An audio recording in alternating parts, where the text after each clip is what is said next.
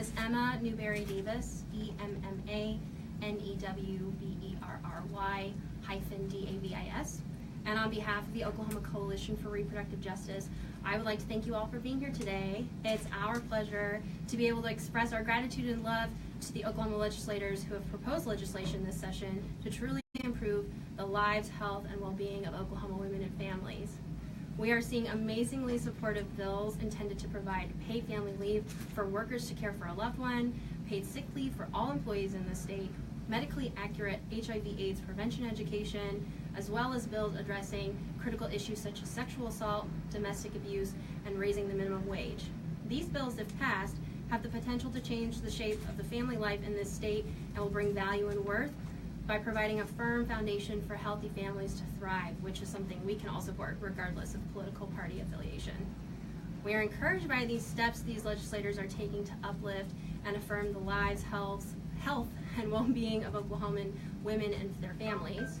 That said, unfortunately, we continue to see too many bills proposed that seek to limit women's access to safe abortion care and strip away the inherent liberty, humanity, and dignity of Oklahoma women. Furthermore, we encourage colleagues in the legislature to focus on proactive and empowering means of helping Oklahoma's women and families rather than spending time and energy on limiting women's access to safe abortion care and other reproductive health care choices. We are, quite frankly, tired of the continual assault on abortion care when these important issues regularly fail to receive a vote. But we're not here to talk about the bills we continue to fight each year. Today, we proactively come together to give all legislators a chance to evaluate and organize their priorities in favor of truly supporting women and families.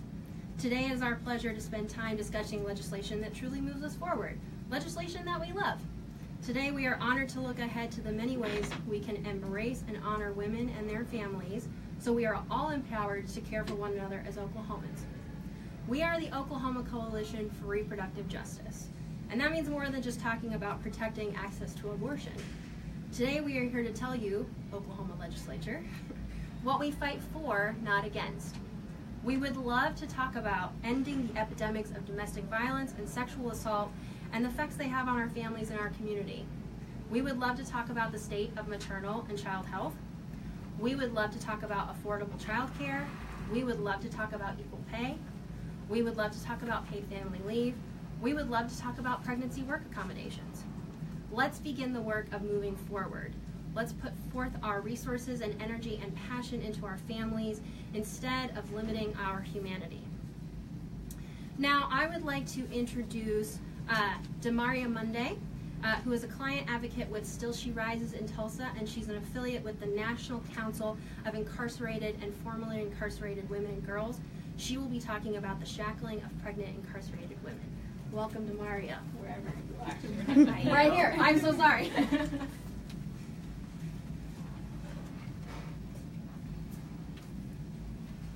Hello, my name is Demaria Monday. You spell that with a D apostrophe capital M-A-R-R-I-A. And it is an honor to be here advocating on behalf of the women who are so often left behind with their cries for dignity unheard.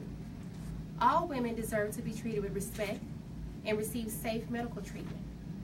HB 3393 ensures that all women in detention centers have access to proper medical care and the supports that they need.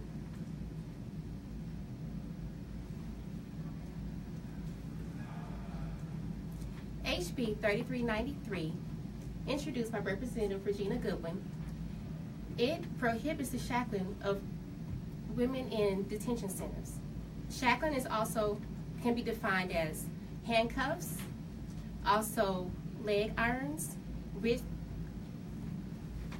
belly chains, and any type of restraints that can increase the likelihood of falls, which can cause placenta abruption, which that's the separation of the placenta from the uterus.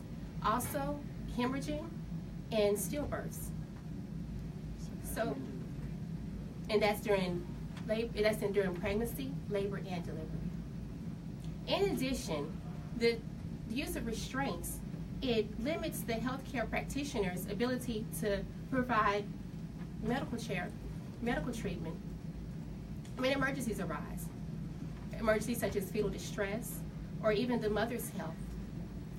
And so with that being said, we want to give these babies a chance to thrive, because a child born under distress comes into the world at a disadvantage. And these babies are our futures. So thank you for your time and your support.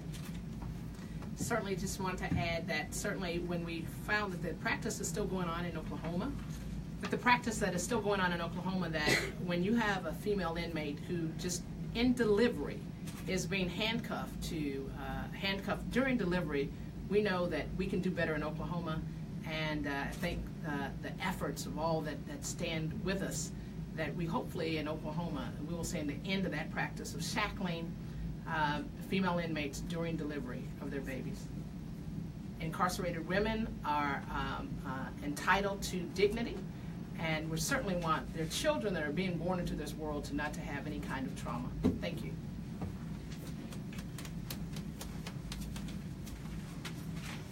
Thank you so much, Demaria and Representative Goodwin. I'm so glad you were able to join us today. In the spirit of continuing to talk about things we love, we would love to talk about economic health and security of working women. I would now like to introduce Tamaya Cox of Planned Parenthood Great Plains to talk about House Bill 3025, the Reproductive Health Non-Discrimination Act, by Representative Emily Virgin. Good afternoon, everyone. My name is Tamaya, T-A-M-Y-A, Cox, C-O-X, and I'm the Regional Director of Public Policy and Organizing for Planned Parenthood Great Plains folks. I'm excited to be here to talk about a bill that we love, and House Bill 3025 is one that we definitely love. It's going to ensure Oklahomans that they are not penalized at work for their personal reproductive health decisions. When Oklahomans actually often face discrimination because of their decisions about whether, when, and how to have children. Oklahomans must be able to make this decision without fear or consequences in the workplace.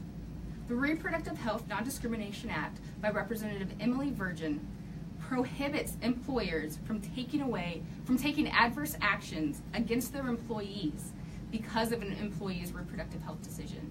In 2018, we still know that this definitely occurs. We know it occurs with pregnant women, and we know that this occurs with just simple reproductive health care choices that are being made. Employees would be prevented from firing an employee from accessing birth control through their employee health plan, taking adverse action if employee terminates a pregnancy, and any other threats of firing based on reproductive health decisions of the employee, including becoming pregnant. Policies that address workplace discrimination is good for the Oklahoma economy. When women and Oklahomans are able to enter and remain in the workforce, the state economy grows. House Bill 3025 is great legislation that actually moves Oklahoma forward. Planned Parenthood, along with our coalition partners, we demand that our elected officials fully represent the Sooner State and go back to work, creating policies that promotes health care and create healthy outcomes in our communities. We recognize that Oklahoma, through the Oklahoma economy and through our budget crisis, that we are definitely in a very adverse state. So we like bills that actually have no burden on taxpayers, and House Bill 3025 is one of those bills. It not only promotes good health care, but it allows and alleviates any taxpayer burden that we know in this time where Oklahoma legislators are focusing on our budget, that this will not take away from that. Thank you. Thank you so much, Tamaya. Our next speaker would like to talk about workplace protections for employees who are caregivers. I would like to introduce Misty Foley McKenna of Oklahomans for Paid Family Leave and to tell you a little bit more about this bill. Hello, my name is Misty, M-I-S-T-Y, Foley McKenna, F-O-L-E-Y -M-C capital K-E-N-N-A. I'm a licensed master social worker and one of the founding members of Oklahomans for Paid Family Leave. It's my pleasure to be here with you today to highlight the Family Responsibilities Non-Discrimination Act, Senate Bill 1552 by Senator J.J. Dossett. Unfair and discriminatory workplace practices threaten the economic well-being of women and families. Yet, despite considerable advances in the last several decades, women in Oklahoma continue to be pushed out of work by their employers when they discriminate against them because of their caregiver responsibilities at home. To address this disparity, Oklahoma needs Senate Bill 1552, which would prohibit employers from discriminating based on an employee's caregiver responsibilities. This bill and policies like this help ensure that women are able to enter the workforce and remain in the workforce. The Family Responsibilities Non-Discrimination Act will protect women from workplace discrimination that threatens not just a woman's economic stability, but the economic stability of entire families. When women are terminated or pushed out of their jobs, it impacts not only those women and their immediate financial stability, but it also threatens the economic stability of their families and their ability to create financial independence for years to come.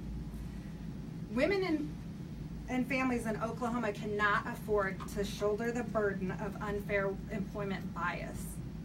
In Oklahoma, 42.1% of women-headed households live in poverty. There's a direct correlation between growing up in poverty and negative health outcomes, changes in biological and social development, and a child's ability to attain academic and overall lifelong success.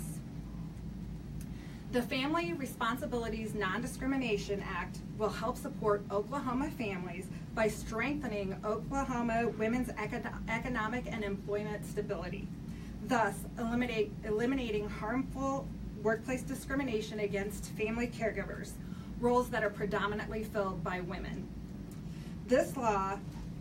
With this law supporting women's economic security, women in Oklahoma will be better able to raise healthy families with the dignity and stability that all people deserve. Thank you. Thank you so much, Misty. Our last bill that we'd like to talk about is House Bill 3028, the Pregnant Workers Fairness Act, by Representative Emily Virgin. The Pregnant Workers Fairness Act will ensure pregnant people can continue to do their jobs and support their families by requiring employers to make the same sorts of reasonable accommodations for medical needs arising out of pregnancy, childbirth, and related medical conditions, including lactation. Women and families in Oklahoma cannot afford to shoulder the costs of pregnancy discrimination. When pregnant people or new moms are forced out of a job because of discrimination, they and their families face not only an immediate loss of income, typically at a time when they can least afford it, but potentially years of decreased earnings and job stability at a time when growing families need more, not fewer resources. The Pregnant Workers Fairness Act helps strengthen Oklahoma women's economic security and promotes healthy pregnancies by eliminating harmful workplace discrimination that threatens women's health, job security, and financial stability. The Pregnant Workers Fairness Act will ensure working women in Oklahoma can raise healthy families. Again, it is with proactive urgency we ask our legislature to build a firm foundation for Oklahoma's women and families to move forward in uplifting and affirming ways for all of Oklahoma. There is an incredible number of opportunities we have to share support for stronger and safer Oklahoma women and families. We look forward to finding and celebrating those opportunities. Thank you. Are there any questions from the press? Representative Goodwin. She had to step out. Oh, I'm so sorry. Well, does anybody know, has the Director of Department of Corrections talked about 3393, the restraints bill? Has there been support there, or is that waiting to come about? We have not talked in regards to the 3393, but we have talked in regards to part of 3393 also asks for support from family, a loved one, a friend, or doula services, and they are interested and supportive of that. I can actually speak a little bit more to that as well. While Oklahoma actually does a decent job regarding shackling of pregnant inmates, We know that there are policies in place currently at Department of Corrections regarding restraining. The restraints are left to handcuffs.